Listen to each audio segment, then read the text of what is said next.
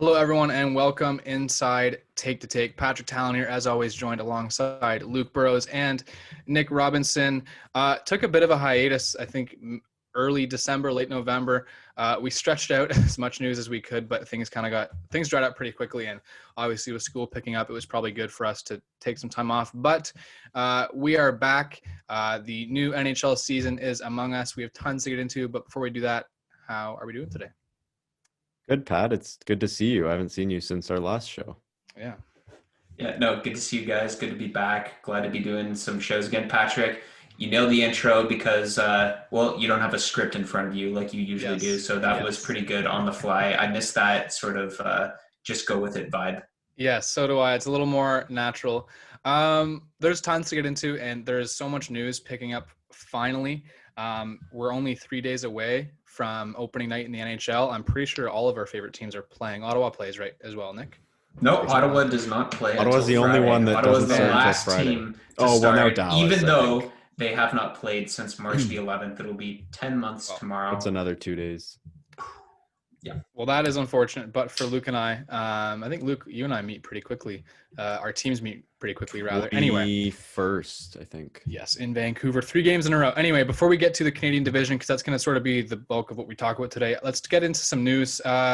Some pretty significant news, starting with this happened a couple of days ago. Corey Crawford retired, and it was rumored that he was going to take a leave for personal reasons. And then just 2 days later, after those rumors, he came out and that's it. He retired. It was after 10 NHL seasons. He has a franchise record, 52 playoff wins. He has 2 cups, 2013 and 2015. He won the William and Jennings. He truly is a good goaltender. And Nick, I'll sort of start with you because you're the one I know your dad's a big Chicago Blackhawks fan. I know you've seen a ton of Chicago games.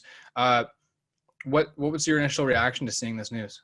Well, I think you hit the nail on the head. He truly is a good goaltender. Now, Corey Crawford did have a great career. A couple of Stanley Cups. He was in some great duos. The Blackhawks always sort of cycled through backup goalies. He played with a lot of different guys, but it sort of seems like to me the impressive thing with Corey Crawford is that he was able to just go about his job no matter who was behind him, whether it was, Ray Emery or Colin Delia, Robin Leonard, any guy like that. He was always able to do his job. And I don't think the Blackhawks come close in 2013 or 2015 without Corey Crawford. I think we can all sort of agree on that. And, a 918 save percentage across his entire career. He's only got 488 games played, a pretty light career. He hasn't been around that long. I don't even think it's a full decade of an NHL career for Crawford, which is crazy to think about because it really feels like he's been around forever. But, a lot of respect for him. Truly great career. The hockey fan inside me, and I think, maybe you guys might agree with this, probably didn't want to see him play in New Jersey just because he always will feel like a Blackhawks goaltender. But, congrats to Corey Crawford on a great career. Well, I'm surprised you didn't just bring it up there, Nick, because you mentioned this a while ago. But one of the first players that I think people our age have kind of been able to watch from beginning to end, and I had to do a little bit of research on this before I realized this, but that his first big season was 10-11, in which Alex Burrows ended their playoffs. So obviously that was pretty Pat? Nothing. That was pretty significant for me, and I didn't realize that was his I don't think it was technically his rookie season, but that was like his first breakout He's coming season. out party a bit. It's it is a short career. I think he's 36. Is that correct? So it's not young, but it's kind of eye opening to watch that from open to close. It's kind of interesting to see happen. Yeah, and I think for whatever reason, the narrative around Corey Crawford was that he was a really inconsistent goaltender.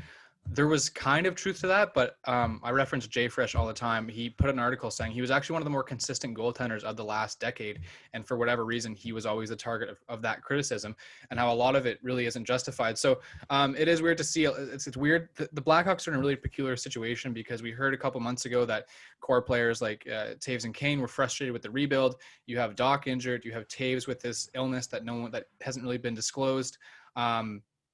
The future of the team is really odd, and I think it's probably in a way, a blessing in disguise because it's probably a top 10 pick, probably a top 5 pick, given what their roster looks like, and maybe they can kind of expedite the reset. But as far as Corey Crawford goes, that really is unfortunate, and we all wish him the best, and kudos to him on a fantastic career. Let's. I want to ask one question on it, though. A couple questions, actually. Sure. Do you guys think that Corey Crawford is a hockey Hall of Famer? It's a short career, but I think it's something that's going to pick up with this Blackhawks core because, there's going to be a lot of Hall of Famers that come out of this team. Keith, Kane, Taves all will be in the Hockey Hall of Fame. Hosa's another one. Brent Seabrook, despite his shortcomings later on in his career and now, is going to get some consideration just because of their success. But Corey Crawford, 2 Stanley Cups. He was technically part of that Olympic gold medal winning team in 2014, and he was part of the World Cup of Hockey squad in 2016. Is he, to you guys, a Hockey Hall of Famer? That's tough just because of the relative shortness of his career. Generally, if you're in the Hall, you're pretty storied, and not to say he isn't storied, and maybe that's even more impressive that he's done what he's done in a 10-year career. So I don't know. If it were up to me, I would say, yeah, you can't really argue otherwise with some other names that are there. But just on how you see who does go into the Hockey Hall of Fame, I doubt it. I doubt that would happen. But if you're saying, would I put him in the Hall of Fame? Yeah, I think I would. Patrick, you? Yeah, I think so. And I'm looking at his numbers here. The Jennings Trophy in 2012. Chicago allowed the fewest goals, 1.94 goals against. In playoffs, he went 16-17, 932 save percentage. Like, his numbers were good. And whenever Chicago had to win a game, and I'm thinking of the playoffs back in 2012 and that sort of time when they were in, he was near perfect. He was not a problem for that team. And I feel like Luke said, you have to factor in the shortness of his career, but his career itself is a success given everything he's done. So I'd probably lean towards him being a Hall of Famer. What do you think? Yeah, I would say so for me. Absolutely, he is. Like I said earlier, 2013, 2015, I just don't think they come close without him. No. And, we're always going to sing the praises of guys like Kane and Taves for what they've done for this Blackhawks core. Those are going to be the faces of this team, but I don't think they do a lot of what they do without the role that Corey Crawford played. And, New Jersey this year is probably losing a guy that was going to play for them quite a bit, I think. So it'll be interesting to see what they do to combat this because they're now stuck in the same sort of position that Henrik Lundqvist put Washington in, where they're going to need to fill a spot now. So we'll see what comes next with New Jersey, I guess, to continue the story of Corey Crawford. But I think hats off to him from all of us on a marvelous career. Yeah, definitely. Luke, your team made headlines last night in a scrimmage. They won. Tyler Mott and Adam Gaudette. Yeah, they won. That's funny. Tyler Mott and Adam Gaudette. Who slew-footed who? Mott slew-footed Gaudette. Okay. You don't do that in a team scrimmage. And that was I know sometimes it gets, and this isn't my anti-Canucks bias, but I know sometimes it does get chippy in those games and it does seem a little intense. But that was a pretty nasty slew foot. Yeah, maybe it was slightly accidental, and they ended up going at it pretty heavily. They were fighting. I think they each threw a punch and then they fell over. I don't think you're downplaying this. I'm just stating the facts, and you're downplaying it. That is not a good thing. Even if it happens, I don't think it's a good thing. I don't think it's a notably bad thing. I think it's a bad thing. Every team does it. You've seen that'll happen to every team. The fighting part of it is pretty normal. The fact Mott did that to his teammate, the slew foot part, that's a bit questionable. The slew foot is worse than the fight. No, I agree there, because usually when you see fights in within a team, it's from something, I don't know, something stupid, but that was actually an explicit offense, I guess. I didn't really put too much thought into it. I know a lot of the guys like Mott. I think he's a really good locker room guy. I don't know. I saw it and I was like, yeah, that's kind of dumb. But I think they probably moved on 5 minutes later. Nick? That's pretty normal hockey behavior, I think. It's not a great thing. You never want to see two teammates doing it, but I mean, it happens. Hockey is a competitive sport. These are competitive guys, both trying to, make a name for themselves in camp, trying to be a big piece of the roster going forward. So, obviously things are going to boil over sometimes. So I think this is, more so a byproduct of having nothing to talk about. So Right. I think you're both correct. And big picture, probably not a big deal. It is a big deal if it happens a lot to the same player. And just 10 minutes ago, I got a notification that PK Subban and I believe Miles Wood we're doing that in practice. That happened in Montreal with Subban and Plekanec. It happened with Subban and Desharnais.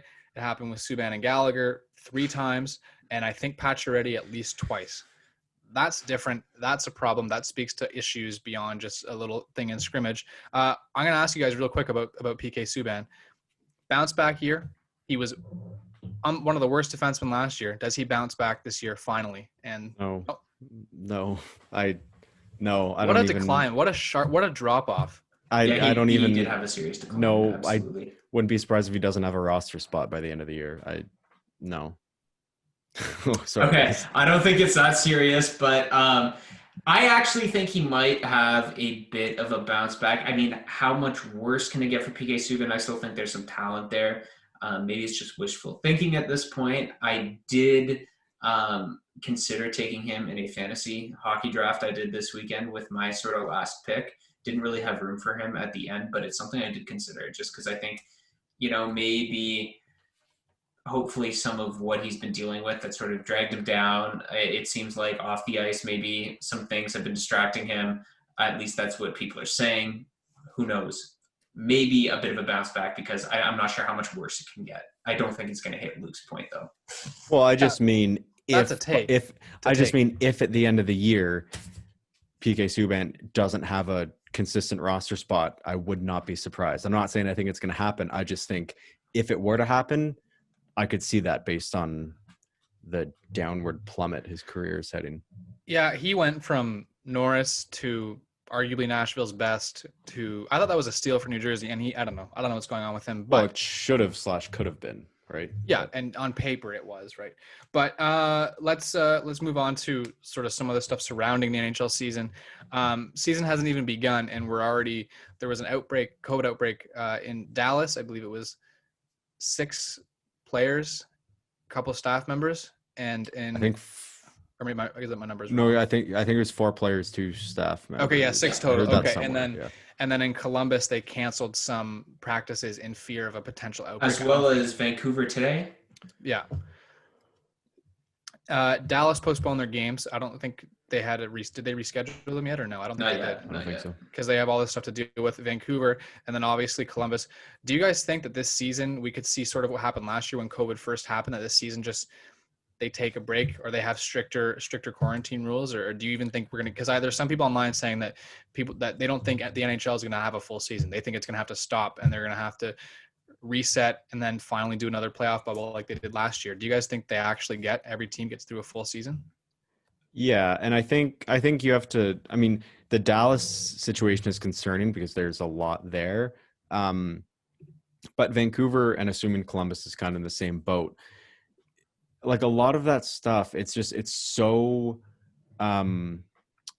so based on precaution. Like there could be really nothing there. It could be a player's wife thinks she was exposed to COVID, right? Like it can yeah, we don't know enough, pretty far. Really. It could also be Brock Besser thinks he's pretty confident he was exposed to COVID. So it's a spectrum, right? I think until you get something pretty solid like what came out of Dallas, I wouldn't be super concerned. But you never know. I do think every team is going to get through a full season. I'm sure the NHL has thought about that and is trying to obviously avoid some teams not playing the full 56 at all costs. If the NFL and the MLB and all the cases they've had can sort of get through their seasons and push through the way they have, I'm sure the NHL is going to. This is why taxi squads were created, sort of to make up for players that were exposed. The English Premier League is another one. Really any soccer league in Europe, even with the variants going around, there's a lot of positive cases coming out in sports all over the world, and leagues are just continuing to push through because simply the financial benefits of playing just far outweigh the health or the health risks with not playing, at least in the eyes of the leagues, which raises a lot of fair ethical questions with regards to sports right now. And is it really something we should be worrying about? But in terms of financial reasoning, I don't see any way the NHL doesn't force this season to be played out. Yeah, and I think the way the NHL handled the bubble, the World Juniors, the way you can sort of navigate around COVID in hockey, I think it's a lot different than other teams or other leagues rather. So we'll see what happens there, but we're gonna wrap up here. Moving on to the exciting parts of the show, and what we can always look back and laugh at are our outrageously terrible predictions. This happens every single year, but we have to do it anyway. Starting with division winners. Do you guys remember last year when we had to predict the division, and I didn't prepare that day? And Yes. Well, if I distinctly studio, remember, right? we were in the studio at Ryerson Spirit Live. Luke and I did the first episode because Patrick wasn't there, and Luke and I spent a good hour doing predictions, where I famously made a great one for the Norris that Luke has never bugged me about again. Never. Because I don't even remember it, to be honest. I don't have a video or anything. It hasn't been brought up at any point whatsoever again. But, I do enjoy doing these predictions. Yes. And, maybe we should do at some point look back at our playoff ones, because I don't think we ever did like a retrospective on our playoff predictions. We only did it for some series this past. I was the only one that got the finals right. You both said Dallas, so I don't even know why I said Dallas. I'm not gonna. I feel like I just shouldn't have said that. You know what? Too often we're gonna see it again. I make predictions with my heart and my head. Well, all these are spot on, so yeah, I'm good to go. Yeah. Okay, let's start with who's going to win each division, and we're going to leave the Canadian division or the North division to the end because that's obviously going to gain the most discussion. Let's start with the East division. I don't know about you guys, but I have who I think is going to win it, and then a really close second. Let's start with the East division. For those listening, that is Boston, Buffalo, New Jersey, the New York Islanders, the New York Rangers, Philadelphia Flyers, Pittsburgh Penguins, and Washington Capitals. Luke, I'm going to start with you. Who is your winner of the East division? There is a lot there, like a lot of up and coming teams, but I think I have to go with Boston still, just because I don't think they got any worse over the offseason. I've heard a lot of people arguing that they got a lot better. I also don't think that, but I just don't think they got any worse. So I think for now I would still say Boston, but I want I'd like to see Philly. I'd like to see the Islanders, but I think Philly's more realistic. And I think I saw a prediction, Pittsburgh in 5th or something, which I think is spot on, and I'm excited to see that. But for now, the Boston Bruins. Do you have a close second? Philadelphia Okay. Or Washington, but I want to see Philly. So, all right, Luke. Nick. Well, Luke just spoke. This has been happening all Nick's day. Going to take it. My winner of the division is the Philadelphia Flyers, the team Luke said he didn't quite want to put there. But for me, Philadelphia, especially last year down the stretch, showed that ability to just grind out regular season results. And they are a team that can get very hot. Alain Vigneault is a good regular season coach. He has a good track record of being effective in the regular season. I think, that's going to go a long way this year, especially in a shortened season. All they have to do is come out strong out of the gate, which I think they will. In sort of our other predictions later that we're going to get to, you're going to see why I think they're going to be able to progress that much and remain on top of what is a very competitive division here. I think Boston's going to be a close second just because, they didn't get too much worse. I think they did take a little bit of a step back. They probably should have addressed their defense after losing Torrey Krug. They probably should have picked up somebody there. But I think Matt Grzelcyk and Charlie McAvoy with a few more minutes under each of their belts added this season should improve and could limit that blow. I don't think they're going to take a step back at all. But Philadelphia, I just think, especially this year with the taxi squad included, they do have a lot of depth at forward and defense, and they have a good minor league system, and I think that's going to come into play this year. Okay, I think I'm definitely I'm not low on Boston, but I'm definitely not as high as Boston as you guys are, because I don't have them in my 1 or 2. My number 1 is the Philadelphia Flyers. They're a fairly deep team. They got good defense. They've got good forwards. Sean Couturier really emerging into one of the better two-way centers. Carter Hart was pretty good in the playoffs last year. And Nick, you mentioned it. Alain Vigneault having a good track record. My close second would be the Washington Capitals. Just given how great Ovi has been, all the rest he's gotten going into the season. And if I can touch on Boston real quick, I don't know. I just think you lose Krug, and I do like McAvoy quite a bit, but I'm not sold on any of those other guys in their top 4. Plus you have Pasternak and Marchand injured for a good chunk of or at least the first month in a bit of the season. I know they have to get reevaluated, but that's not enough for me to have them in my top 2, but I'd probably have them at 3. But we're not going to go through the entire standing. So my 2, let's move on to the Central Division. In the Central, you have Carolina, Chicago, Columbus, Dallas, Detroit, Florida, Nashville, Tampa Bay. Safe to say we all have the same first place? We all have Chicago, No. right? Yes. Okay. Yes. I didn't realize we all had Chicago. I've got Tampa Bay. I also have Tampa Bay. Luke, do you not have Tampa Bay? I didn't write them down, but yeah. I have Carolina. I think that's fair. There's a team that just keeps getting better. That's in the West Conference. In the East, so Carolina, they just keep getting better as well, step by step, and they've got a lot of guys that are just like right there, ready to make that next step. Are they going to be better than Tampa? A Kucherov-less Tampa? I don't know. But like a shortened season, and we should have prefaced this that like all these divisions are just going to be totally insane. They're going to be impossible to predict. But I think if anyone's going to take advantage of the situation Tampa's in this year, it's going to be Carolina. Yeah, I do have Carolina second. I think they'll push, but Tampa Bay, I have no more reason to doubt them, especially after last year going on winning the Stanley Cup. I can't doubt Tampa Bay, and I can't try to be hipster with some of these picks. I just have to respect the greatness that is the Tampa Bay Lightning, for me at least, when choosing them. Yeah, no, same here. The only thing, and Luke, I don't think anyone, that's not really a hot take. I respect that. But the only thing is, like, look, Tampa was pretty banged up in the playoffs. You look at how all the injuries some of those guys played through. Carolina probably has the advantage of all the rest they had. So it's not impossible. Let's touch on the West, though. I'm going to guess we have the same one, too. Colorado, Vegas. Yeah, what order do you have it in, Pat? Colorado, then Vegas. I also have that. Are you with that? Colorado is the team that just keeps getting better. I have it Vegas, then Colorado. My simple reasoning is that I think Vegas's goaltending is really going to aid that, and I think Robin Lehner is in for a really good season. I think it's going to be good for him, especially now after bouncing around between the Islanders to Chicago to Vegas in the past 2 years. I think that bit of security is going to help his game take another step forward. So, and I really like their offensive depth.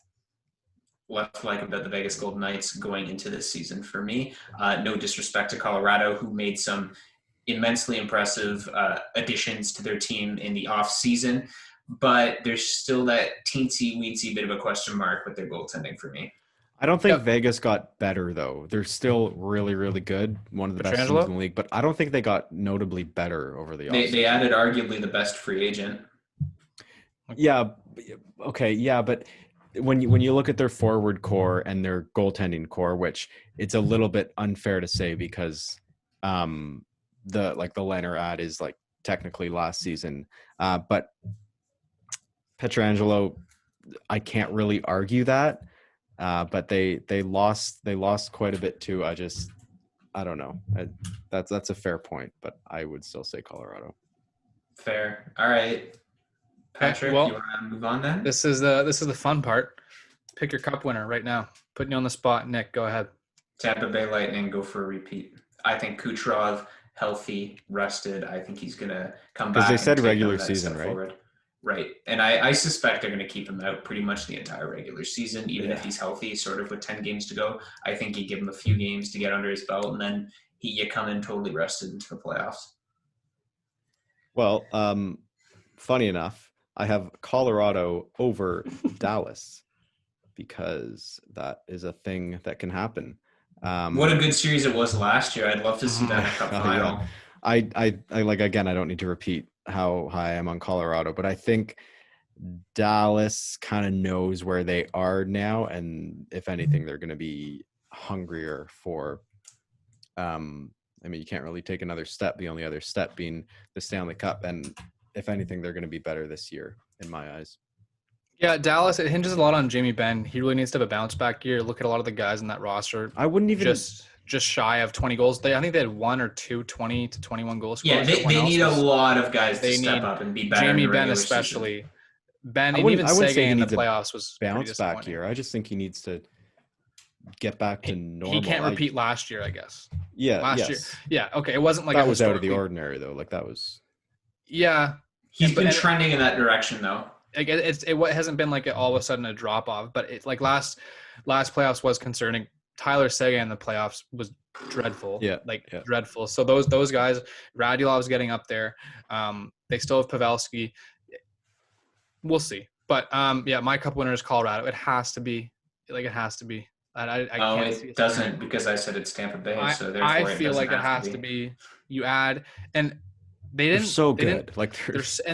The additions they made were so perfect. Like you're gonna have Bowen Byram likely step in. You add Devon Taves, who is perfect. You add Brandon Saad, and those additions don't shake up the roster too much. Sometimes you see a roster go through too much turnover, and they can't readjust in time. I think adding a really good top four defenseman in Taves, a consistent top six scorer in Saad, you know what you're getting. I think it's perfect, and I really think they have to. A lot of it hinges on Francouz and Grubauer, but when you have Nathan McKinnon, goaltending is not the biggest factor. So, okay, time for our major awards. I can't wait to look back and laugh at these. Let's start with the Calder. Nick, who is your Calder pick? I think you know who my Calder pick is, and this is where I start using the heart instead of the head. I picked Tim Stützle. If you watch the World Junior Championships, you know what he's all about, and you have seen what he can do. I think one big leg he has up on some of the others in his rookie class is that he has played with men. He has played professionally before in Germany. I think that's going to aid him. I think he's going to come out of the gate relatively strong in Ottawa. He's going to get the ice time. He's going to get the good usage in Ottawa. You know, maybe his line mates aren't ideal. He doesn't have the greatest supporting cast there yet. But still, as long as he's getting, you know, top 6 minutes and producing on the power play, I think Tim Stützle is going to make a seamless transition into Ottawa and into all of our hearts and in the hearts of the voters. Believe it or not, I actually have the same answer.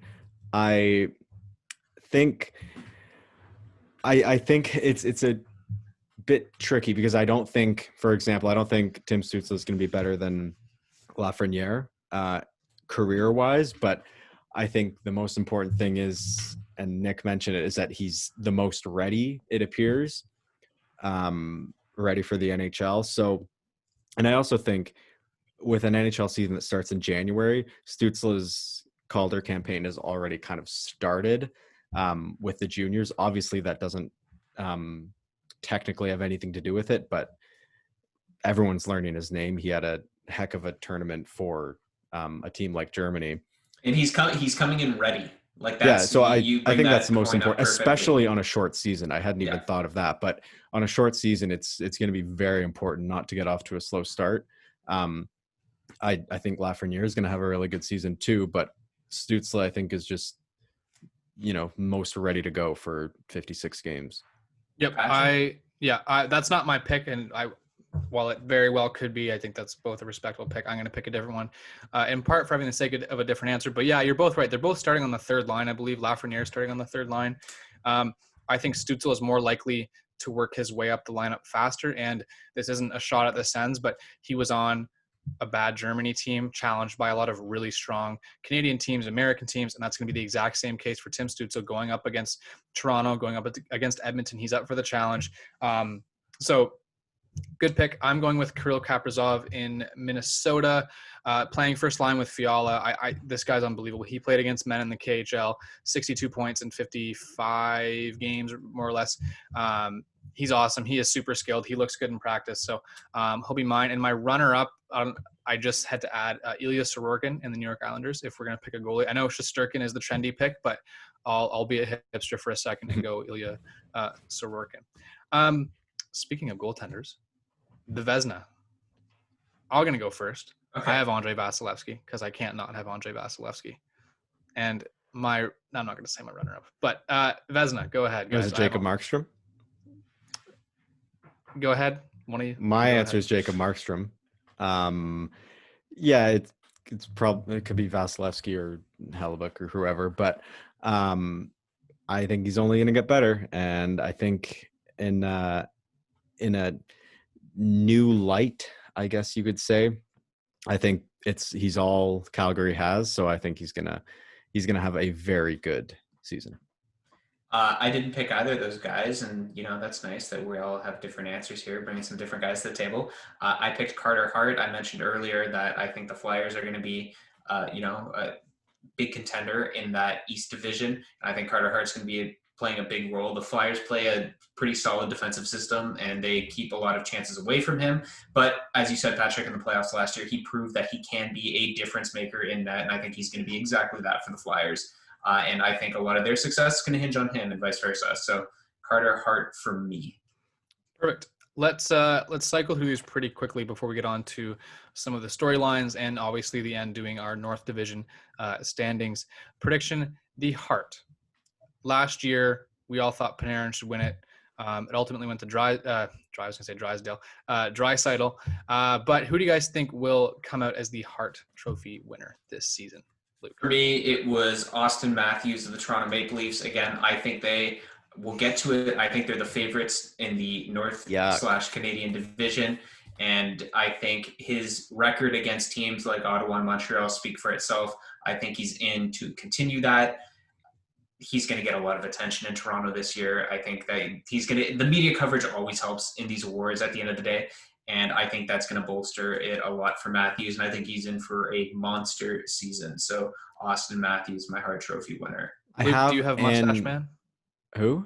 Do you have Mustache Man or do you have someone else? Ew, no, don't talk about that. That's ew. I have an award going to Matthews. It's not the Hart. I have Panarin, and I have another award also going to Panarin. I think he's going to do much of the same.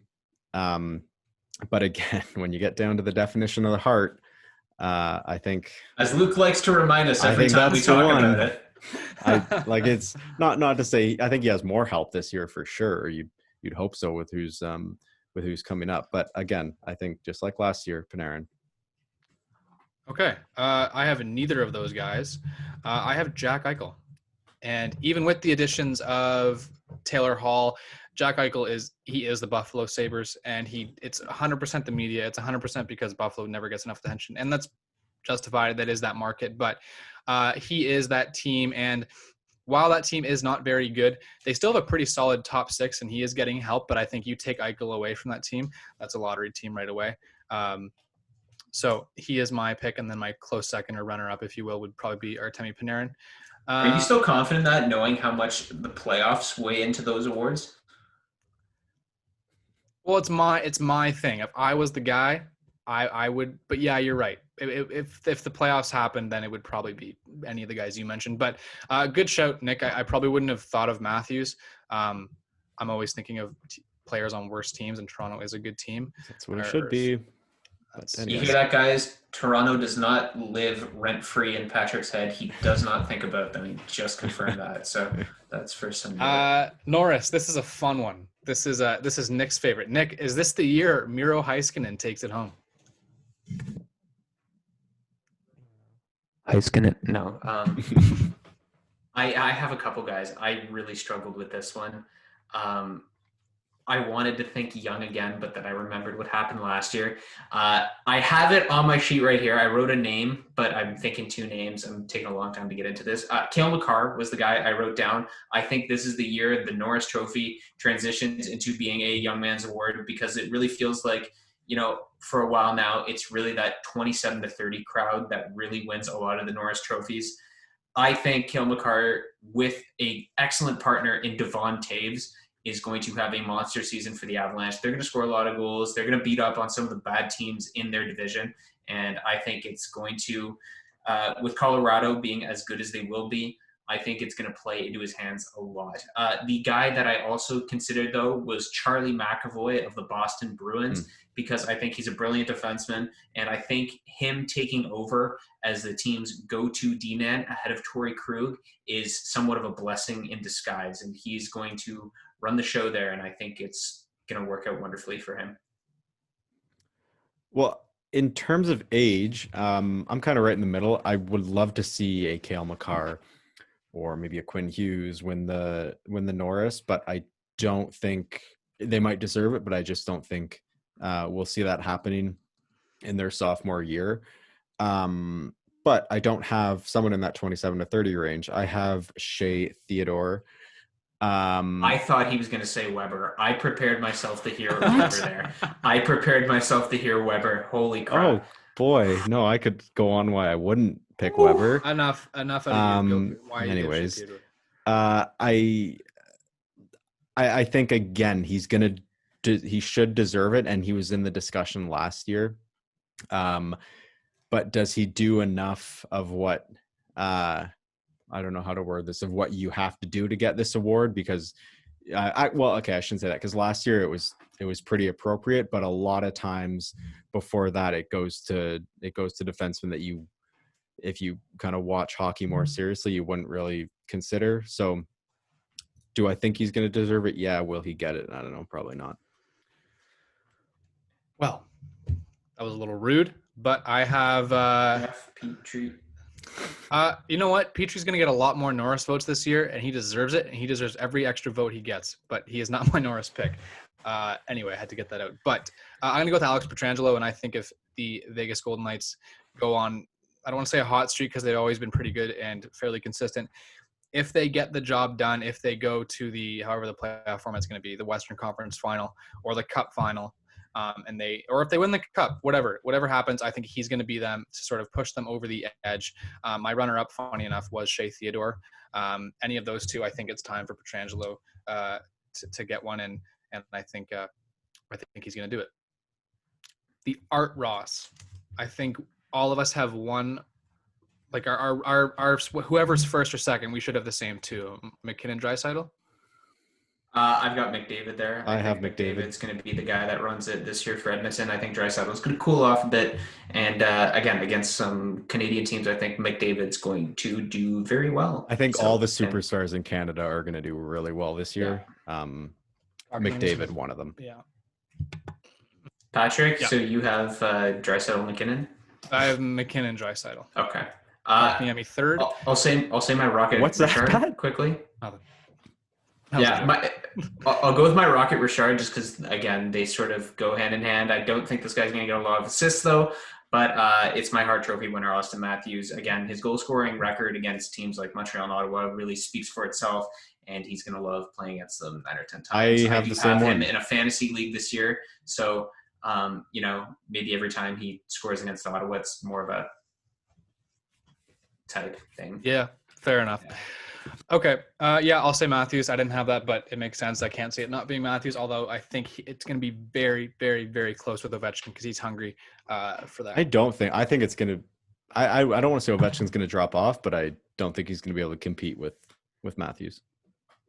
Yeah, fair. Okay. And Pasternak's out of the question. So. Looking at these three seasons or these three divisions that we've gone over, who do you think is going to be this can be a player or a team or anything really. Who do you think is going to disappoint? Who do you think is not going to live up to the hype? That can be player. Well, I hate to do this to you, Pat. Okay. Because when I was going into this, I was doing disappointments for the Canadian division. So unfortunately, Montreal plays in that division. And I think Josh Anderson is going to be a pretty big disappointment. He's going to be sticking to it. He's going to be it. I can't wait to clip this. He's going to be a pleasure to watch for me. But he's going to disappoint a lot of Habs fans because they signed him to a bad contract and he's not going to perform like he should. So, All right. So set the bar. What's he going to produce in a 56 game season? Because he is so terrible according to you, and because he I signed a don't bad think he's contract, terrible. a I just bad think it's a bad contract. So, but what does that have to do? But he can still play. He can still play well. He's healthy. He's I'm playing not well saying now. he shouldn't be in the league. I just don't think he's. But you're saying he's going to disappoint. So what do you think is a reasonable expectation for Josh Anderson? I'm offended. I think this year he puts up. How many goals? Just give me a number for goals. Over under 10 goals. How's that? I was going to say about 10. Over under 10, over 10 to 12. And points? 20, 25. All right. Anyway, disagree with everything you're saying, and I'm going to clip this as soon as we're done recording. Yeah, go for it. Goes off against Vancouver in the 3 games and beats them up. Yeah, I think I need to go into my disappointment after listening to that. Yeah, go ahead, Nick. Luke, it's the Vancouver Canucks for me. I think the whole team. I think the whole team's going to flop this year. I think they're going to battle it out with Ottawa at the bottom of the North Division. I really believe that. They really captured a lot of hearts last year and gained a lot of attention for their run in the playoffs last year. And while it was very admirable, I think it is in turn very foolish and naive to come back with that same roster minus Jacob Markstrom. Look, and Tyler Toffoli. I'm as big of a fan of Pettersson and Hughes as anybody. And Besser and Miller and Horvat and all good players in their own right. But I cannot get over thrusting Thatcher Demko into a situation purely based off of 3, albeit brilliant games against Vegas. They have now handed him the starting job for that. They brought in Braden Holtby, who is on a serious decline. I think he will flop as well. I still look at that defense, and it pains me outside of Hughes. I cannot see this team finishing ahead of at least 5 others in the North Division. I can't see it. I think it's gonna work out horribly for them. If there is one team in the Canadian division that I think the Ottawa Senators could overachieve and pass, I think it literally could be the Vancouver Canucks. That is so not. That is a more reasonable take than saying that Josh Anderson will be. Oh boy. That kind of ties into mine. Thank you, Nick. You're my favorite. Yeah, come on. I was going to say Jim Benning is the biggest disappointment because he's just a brutal offseason. To touch on Vancouver, their top 6 is fantastic. Their bottom 6 is among the league's worst. I cannot look at that. It's brutal. I don't know how you can be satisfied with that. Schmidt is a good ad, but that was a gimme for Vancouver. Everyone else is just awful. We've talked about this endlessly. They lose Stetcher and Tanev. They gain Schmidt. I have a couple here, a couple players. I was going to touch on Boston, but I mentioned that. We kind of talked about Pittsburgh. So my 2 players that are going to disappoint. First one is Chris Tanev, because he's really not that good of a defenseman. He's a good shutdown. But it sucks that Vancouver lost him. He is a good perceived shutdown guy, and he is relatively good defensively. But him taking on, replacing Brody and being the savior for Giordano's side, I don't necessarily see it. But I think he'll play well. I just don't think he's worth the hype. The other one who is a massive disappointment, who I think will be a massive disappointment, is Wayne Simmons. Wayne Simmons has not had a positive goals above replacement since 2017. That cap hit is terrible. You can't fully bury that. I understand he's a crash and bang 4th liner, but he's not an offensive player, and he's honestly barely an NHL player at this point. And Vancouver. Agreed. Totally agreed on Simmons. All right. Biggest surprise. Who do you think is going to surprise? Player, team, anyone? Tim Stützle. In my opinion, but after I just crapped on your team, but thank you. Yep. For me, the surprise was the Calgary Flames for the reasons that I said not nice things about the Vancouver Canucks. I think Johnny Gaudreau is in for a bounce back year, likewise Sean Monahan. And look, they still got into that qualification area and were a playoff team prior to the COVID shutdown. Even though a lot of their players were underperforming, I think Matt Tkachuk is due for another step up. And you're adding one of the better goaltenders in the league in Jacob Markstrom. And through the entire time of this core group in Calgary, they have really never had a lights-out goaltender, and I think Jacob Markstrom is going to be that for them. So for me, Calgary Flames are going to surprise people. All right, mine is I feel like people are Columbus is still a good team, and I think they're going to be a top 3 team, or at least the 3rd best team in the Central Division. You add Max Domi, I think he complements that system very well. I'm excited to see how he works with Torts, but you have Seth Jones, you have Zach Werenski, Ryan Murray, even though he is not what he was supposed to be, is still a good defenseman. And Buffalo's top 6, I think if Taylor Hall can get back to that New Jersey form he once was in, along with Jack Eichel, who is my heart pick, then they can do some damage and surprise some people, even though the rest of the roster isn't that great. The fun part. And after saying all that, the fun part, the funnest part. That's what we're doing. So I don't know how you guys want to do this. We can each list our first. Let's go from 7 let's to go 1. I say bottom to top. Yeah. Okay. Yep. And I want to okay, never mind. I'll do my, never mind. This is for the Canadian division. So we did our winners of the other divisions. We've touched on the Canadian division, the award winners now, but we want to do a full bottom to top here on the Canadian division. Okay, there are 7 teams in the Canadian division. So let's start with the 7th team. Hang on now, because Nick, do you have Vancouver? All together now. No, I've got Ottawa Senators at the bottom. Okay, Ottawa is my second last team. Yeah, last team. Sorry. Yeah, there's not much to say here. I sort of will speak for everybody on this. I don't think there's much to say. Ottawa, probably not that much better than they were last year. Again, this is a gimme top 5, top 3, top 1 pick for them in the upcoming draft. And, there's no pressure on them to do well. So that's going to play right into their hands. Yeah. And, this is a chance to play Stützle a lot, to play some of your other prospects like Batherson, Brown, Norris a lot. Whether they do that or not remains to be seen. That's a different conversation for a different day. But I think pretty obviously still the least quality team in that division. And I think they're going to be the worst, but I don't think they're going to be like the worst by a wide margin. Like Murray can when Murray's hot, he's playing. I don't. Anyway, let's go to our second last player, the 6th. And let's just say 6-2 is going to be a gong show. I don't literally go on the order. I think 1-4. I think there's tier bottom, tier 6, 2-5, and 1. Don't tell me 6. Okay, 6. I have Winnipeg. I also have Winnipeg. Hey, who do you have, Nick? Vancouver Canucks for all the reasons I said earlier. That's all stupid. those things that Luke doesn't like, clearly, Dumb that I said. idea. Winnipeg, I can understand where you guys are coming from. I'll just leapfrog it and say they were my 5th. I just don't see the depth there at offense. I don't like their defense at all. They've got a great goaltender in Hellebuyck, and that might win them some more games, but I just don't see it with Winnipeg. Yeah, I have Winnipeg's my second last. Being Calgary's my 5th, not Vancouver's my 5th. You guys are just bullies. I was That's what this is. You know what I was doing yesterday? I was bored, and I actually wrote out everything that Vancouver did, and I'm not even kidding with you right now. They lost. Let me just get this here. You lost the pick.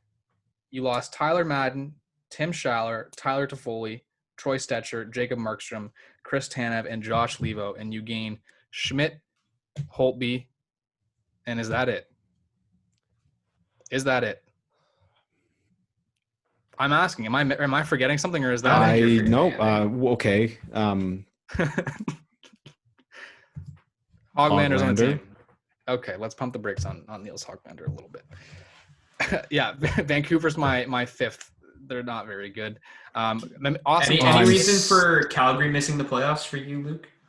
I thought Markstrom was amazing. I thought he was I do think Markstrom is amazing, but I don't think the goaltending was Calgary's only issue for the past however many years. They have a lot of good players, but just compared to Toronto, Edmonton, Vancouver, Montreal, Montreal maybe, but I couldn't really see Calgary being better than any of those teams. You're riding a lot on Vancouver's. Vancouver's very top heavy. The talent they have is spectacular, but it drops off. Thank you. Anyway. Gosh, we're just praising Vancouver. Into the playoff teams now? Yes, the top 4. Sorry, Luke, this might be a little out of your element, but my My fourth best team are the Calgary Flames. Mine was the Edmonton Oilers. Again, Draisaitl, McDavid are going to win you a lot of games single-handedly. They made some good adds at forward, I think, especially this offseason. But for me, the goaltending is still a bit of a question mark, and it can easily go very wrong if Koskinen and Mike Smith are not good. But I think they should be just fine enough for them to get into the playoffs. I have the Montreal Canadiens. Ever heard of them? I think, you know what? When I really kind of consider it, they could fall maybe down into seventh. You never know, really. So yeah, Montreal there in fourth, maybe seventh. Who knows? Okay. All right. My third team is the Montreal Canadiens. Again, really good adds this offseason. Mark Bergevin had a good offseason. The goaltending tandem of Allen and Price, I think, is a massive upgrade, and I think is going to be, like Patrick has kept singing the praises of, like, it's going to be one of the more underrated pickups of the offseason, just because the volume of games, the amount your backup is going to have to play, and Allen's been effective in a tandem, and I think that's going to go a long way, a longer way than any other ad they made this offseason. That's very nice of you. My third best team are the Edmonton Oilers. And yeah, I just think I like the additions of Turris. I like Ennis. Not sold enough on Mikko Koskinen and some of their defensemen, but Draisaitl and McDavid are that good, and I can't not have them as a top 3 team. I also think Edmonton got really good.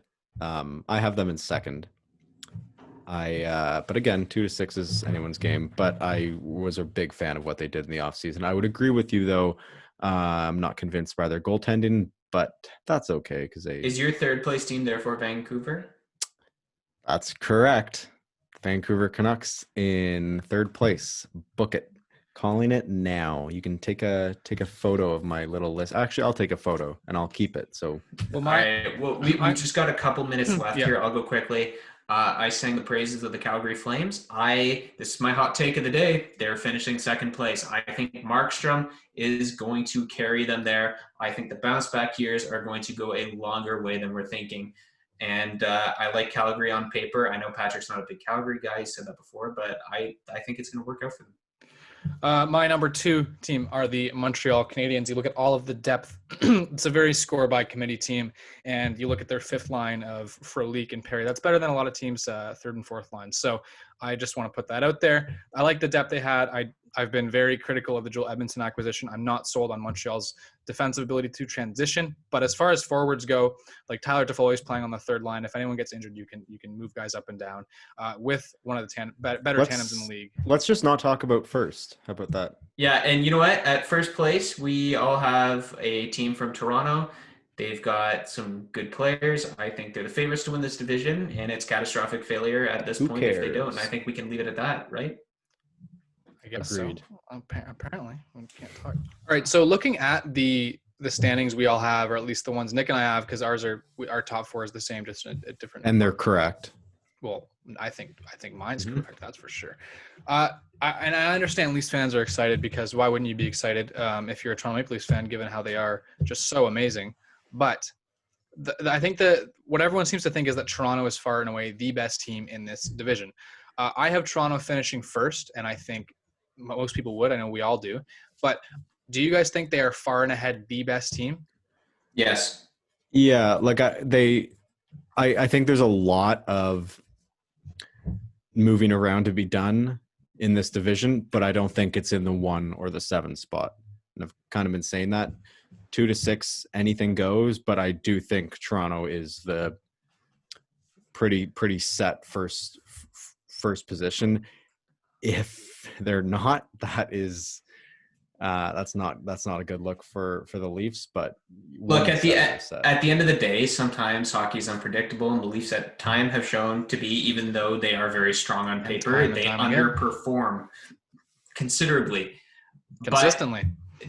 But just looking at it on paper, I think when you're doing that, you can't predict what's going to happen. You can't predict that they're just going to underperform naturally. I think you've just got to look at it pretty objectively. They have the best forward group They're full of high-end skill, some of the best in the league. They've supplemented it well in the offseason, bringing in guys like Joe Thornton. I think, bringing back Jason Spezza was a no-brainer.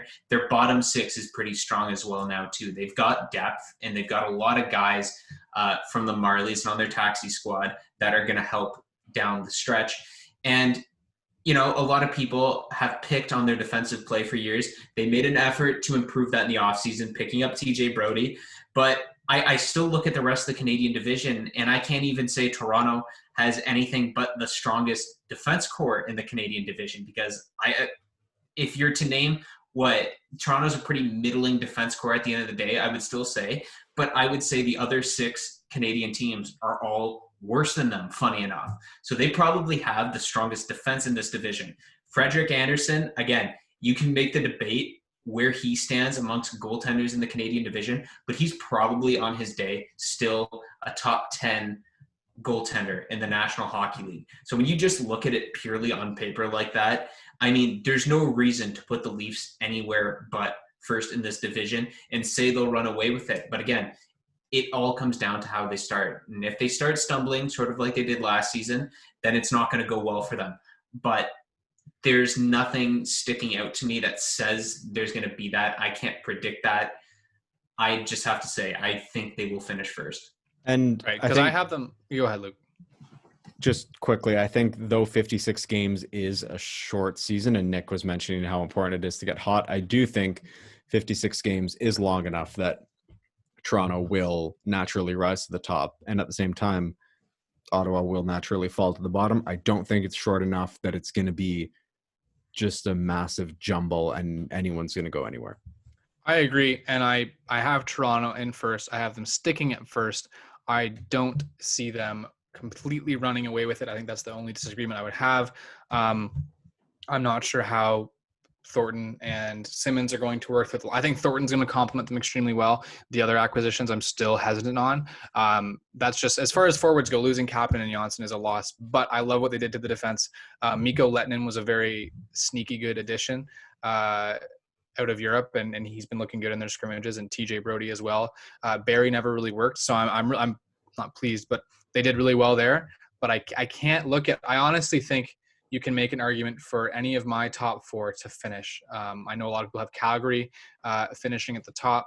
People have McDavid and Draisaitl doing all the work. Like any of those 4 for me, I can see it, but I'll have to keep Toronto in the number 1 spot. Speaking of Toronto and all these other teams, the key matchups, do you guys think that this is going to be a more violent season? You're going to have the Battle of Alberta probably 10 times a year. You're going to have Battle of Ontario. You're going to have Montreal-Ottawa, who's had some pretty nasty rivalries, Montreal-Toronto. Do you think there are going to be more fights and more injuries? And do you think this is going to be a really nasty hockey season?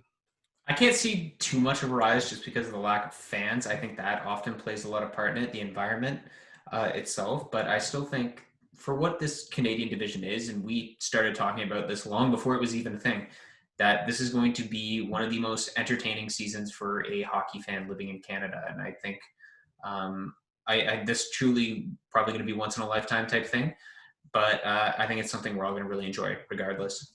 I think in certain areas, like, I mean, Edmonton and Calgary already play each other 6 times a season or whatever. So 10, yeah, it's probably going to increase that a bit, but unless something's already there, I doubt like Ottawa and Vancouver are going to be going at it all year. I couldn't really see that, but no, I don't know. You never know. In this call. Yeah, it's like it's a lot of games in a short period of time, but I couldn't really see it being rivalries coming out of anything. But at the same time, now that I kind of think about that, I bet there were some rivalries that will come out of this year, ones that didn't really exist before. So I don't know. Yeah, I was going to say, Patrick, sort of on a last note, unless you had anything to wrap up on that, I was going to say, I think your key matchup for this Canadian division, if I had to guess, is going to be Toronto and Montreal. I think one of the most exciting ones, I think it's going to be those ones, and I would add the Battle of Alberta. And I also think Ottawa. Look, Ottawa's the worst team by far, but I don't think they are so terrible. You still have a starting goalie. You still have Dadonov, however you say his name, that people are forgetting about. Brady Tkachuk is going to take some pretty good steps this year. Tim Stützle, like they'll still be the worst team, but they will be able to compete better with those teams. And we know how Toronto and Ottawa can get. And I thought before that in a condensed season, playing them so many times could dry out a rivalry because you'd get tired of them. Whereas, for example, if Edmonton had to wait 2 months to play Calgary, there's a lot of temptation and buildup. Whereas now it's in so many games, like a playoff series, you're so used to the same opponent. I think you can make the argument either way for if it's going to be more violent or less violent.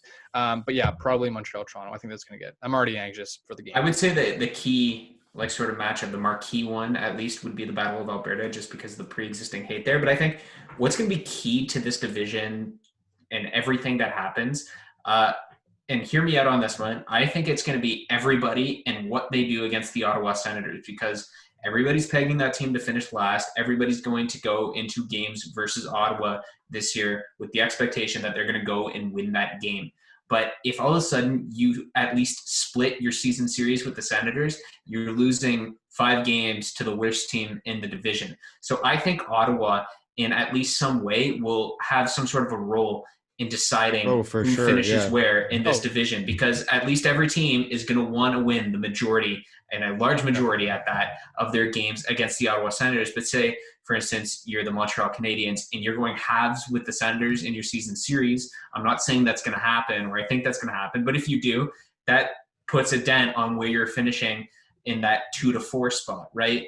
It goes a long way. So I think what's key to this division is how everybody performs against a team that is, quite frankly, going to underperform, in my view. Yep, I think I would agree. And like last year, Ottawa gave Montreal a lot of trouble. Brady Tkachuk had that 1 OT winner. Like, they're not an easy team to beat. And the other, I think 2 of the 3 games they played went into overtime. So I don't think we can write off Ottawa, and given how hot Matt Murray can get. That just about does it, unless you guys have anything else to add for our 48th episode of Take the Take. We are approaching our 50th episode. For those listening, we are going to try to get some sort of live stream figured out, be it through Twitter, through YouTube. We still have to figure that out, but hopefully we will have that in a consistent schedule every Sundays or every Thursdays, I believe, in the evening. For, I guess, Nick, the Sens don't play yet, but Luke, who does Vancouver open with on Wednesday? Edmonton. And who do you think is going to win that game? Vancouver. Patrick, is Montreal win the little old guard rivalry game there Wednesday? Someone's gonna win, that's for sure. Like, it's gonna come down to one of the two.